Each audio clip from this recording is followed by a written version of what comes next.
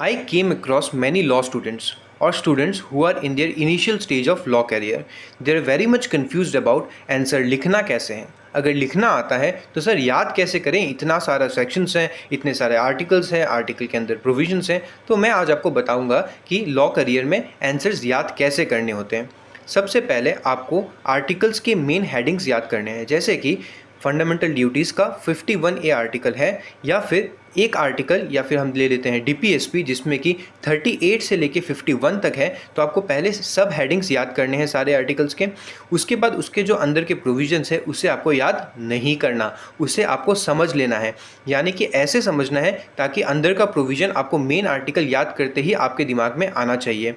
फिर आप आर्टिकल्स याद कैसे करेंगे, जैसे कि फंडामेंटल ड्यूटीज़ की हम बात करते हैं जो कि दिया गया है article 51A of the constitution में।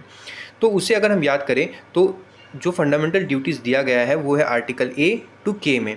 तो हम याद कैसे करेंगे, सबसे पहले हमें कुछ कीवर्ड्स निकालना है, क्योंकि पूरा सेंटेंस हमें कभी भी याद नहीं होगा।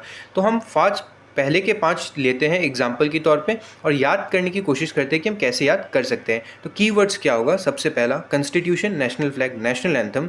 Second, freedom struggles. Third, integrity, unity and सोवेरेनिटी।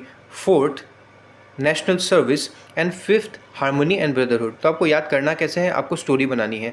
सबसे पहले कॉन्स्टिट्यूशन, नेशनल फ्लैग और नेशनल एंथम हमारा ड्यूटी है, ये सबको याद रहता है। उसके बाद ये सब चीज़ें हमें किसकी वजह से मिली है, हमें मिली है अपने फ्रीडम फाइटर्स की वजह से, क्योंकि उन्होंने हमें दिया है आज़ादी। तो फ्रीडम फाइटर्स ने क्या किया, फ्रीडम स्ट्रगल्स उन लोगों ने क्यों किया, ताकि देश में यूनिटी बनी रहे। यूनिटी, सोवेनिटी, इंटीग्रिटी आपको याद आ गया। सोवेनिटी, बट अब तो वो ये चीज़ें देके हमें चले गए, तो अब अगर ऐसा कुछ ज़रूरत पड़ता है तो कौन नेशनल सर्विस देगा, हम देंगे। तो इससे याद आ गया हमें नेशनल सर्विस। ये सब चीज़ अगर हम नेशनल सर्विस देते हैं तो देश में क्या बनी रहेगी, हार्मनी, और हम सब में ब्रदरहुड। तो ऐसे याद करना है लॉ आंसर्स। अगर आपका और कोई कन्फ्यूजन है या फिर कोई भी आंसर में आपको कन्फ्यूजन लगता है जो आप चाहते हैं कि मैं बताऊं, तो आप मुझे कमेंट करके बताइए।